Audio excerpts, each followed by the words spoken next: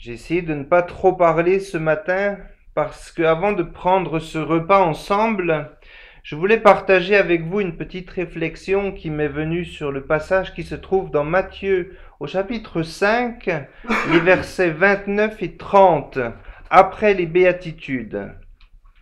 C'est un passage qui se trouve dans Matthieu 5, les versets 29 et 30, qui dit « Si ton œil droit est pour toi une occasion de chute, arrache-le et jette-le loin de toi, car il est avantageux pour toi qu'un seul de tes membres périsse et que ton corps entier ne soit pas jeté dans la géhenne.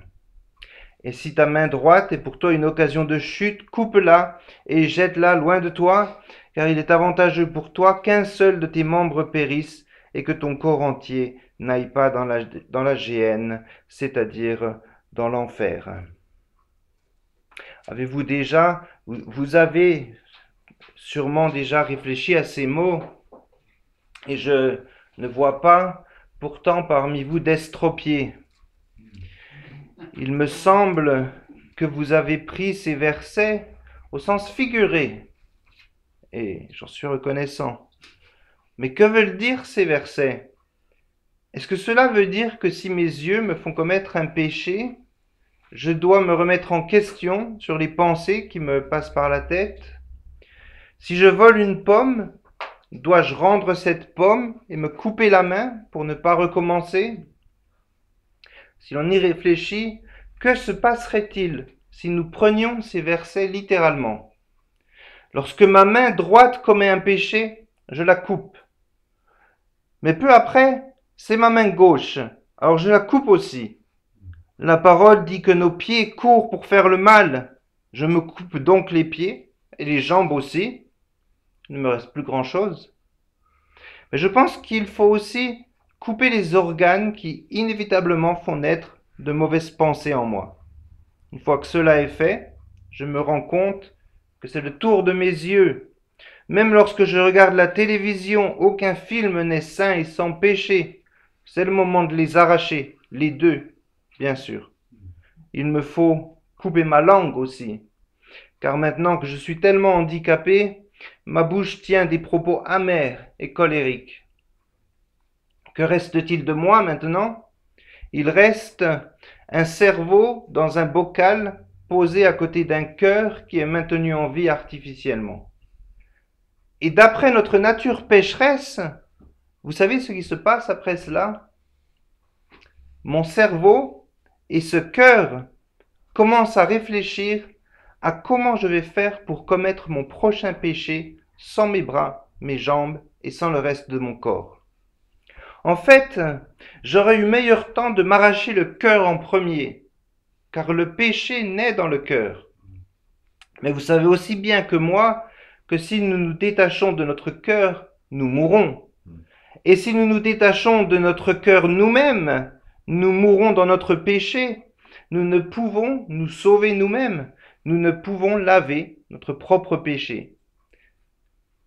Et c'est ainsi que l'on se rend compte de ce que Jésus dit vraiment. Arracher mon œil pécheur ne va pas régler le problème. Pour commencer, je ne peux pas me séparer de mon péché moi-même. Jésus utilise la lettre de la loi pour nous apprendre la grâce. Sans cette grâce nécessaire, nous sommes entièrement consumés par notre mal. Nous l'avons vu, nous pouvons couper tous nos membres et nos organes un par un, même s'il ne reste que le cerveau ou le cœur. Ce cerveau et ce cœur sont pécheurs par nature.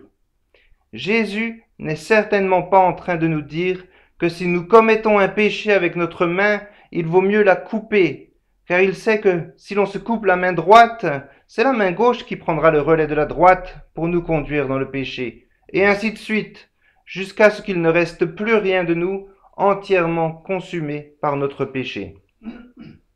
Non, ce que Jésus est en train de dire dans ces deux versets de Matthieu, c'est que nous sommes entièrement pécheurs, et surtout que nous ne pouvons pas régler ce problème par nous-mêmes, simplement en nous débarrassant des parties gênantes.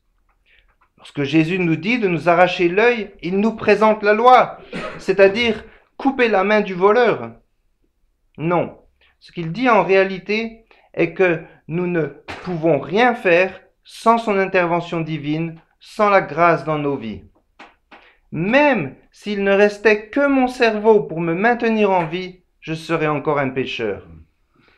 Avec ces mots, Jésus nous dit que nous dépendons complètement de lui. Ce n'est pas la loi qui peut nous sauver, mais c'est Jésus. Si ton œil pêche, repens-toi et prie. Lorsque ta main pêche, repens-toi et prie. Notre être entier a besoin de cette prière de repentance. Ce n'est pas la faute de notre œil ou de notre main, c'est la faute de notre nature. Jésus ne veut pas que vous vous arrachiez la main. Ce qu'il veut, c'est sanctifier cette main. Jésus ne veut pas que vous vous arrachiez ces jambes qui courent toujours vers le mal. Lui veut sanctifier ses jambes. Celui qui essaie de régler ses péchés seul peut bien se couper la langue, et vous verrez alors que votre corps trouvera un autre moyen de mentir. Nous ne pouvons nous séparer de notre péché sans l'aide du Saint-Esprit qui veut nous sanctifier et restaurer notre être, notre cœur, nos pensées. De la même bouche, nous dit l'Écriture, de la même bouche sort la bénédiction et la malédiction. Et ce problème vient du cœur. Alors inspectons maintenant nos cœurs. Jésus ne s'arrêtera pas au péché commis par votre œil ou votre main. Mais la question est-ce que Dieu a sanctifié votre cœur? Je vais maintenant demander aux personnes qui le peuvent et qui souhaitent prendre part au repas du Seigneur de bien vouloir se lever.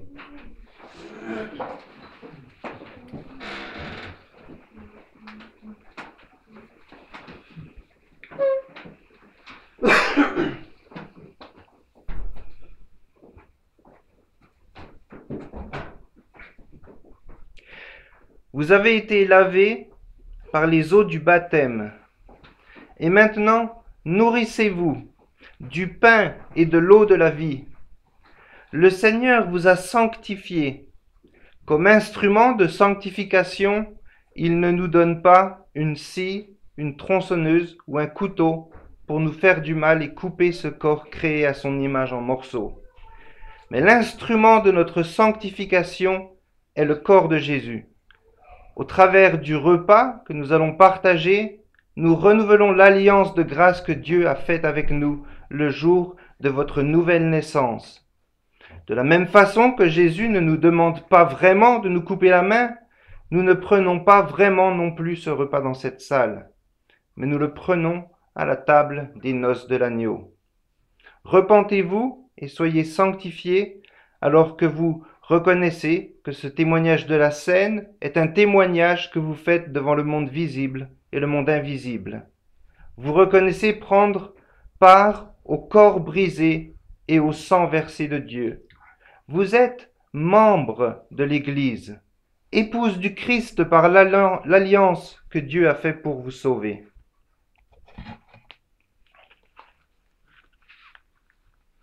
C'est pourquoi, mes bien-aimés, fuyez l'idolâtrie. Je parle comme à des hommes intelligents. Jugez vous-même de ce que je dis.